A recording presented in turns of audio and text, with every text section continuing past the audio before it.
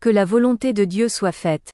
Étant donné que Dieu, tout-puissant, omnipotent, sait tout, omniscient, partout, omniprésent, il connaît nos besoins plus que nous-mêmes.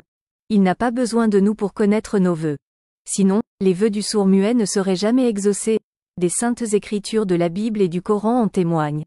Au verset 3 de la sourate 6, le Coran révèle: Et lui, il est Dieu dans les cieux et sur la terre, il connaît ce que vous cachez en vous et ce que vous divulguez et il sait ce que vous acquérez.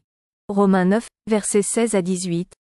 Ainsi donc, cela ne dépend ni de celui qui veut, ni de celui qui court, mais de Dieu qui fait miséricorde, car l'Écriture dit à Pharaon: Je t'ai suscité à dessein pour montrer en toi ma puissance, et afin que mon nom soit publié par toute la terre. Ainsi, il fait miséricorde à qui il veut, et il endurcit qui il veut.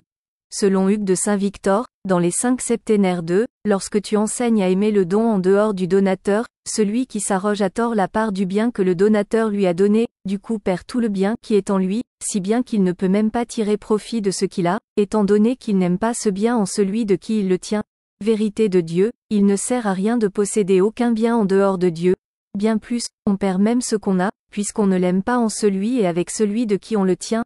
En effet, ne connaît que le bien qu'il a en lui, essentiellement l'aime à l'intérieur de lui-même, si bien que s'il aperçoit en quelqu'un d'autre un bien qu'il ne possède pas, le tourment de ce manque lui est d'autant plus amer qu'il n'aime pas celui en qui réside tout bien.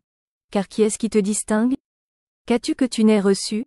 Et si tu l'as reçu, pourquoi te glorifies-tu, comme si tu ne l'avais pas reçu? Interroge la Bible, 1 Corinthiens, versets 4 à 7. C'est pour cette raison que je dis toujours que la volonté de Dieu soit faite.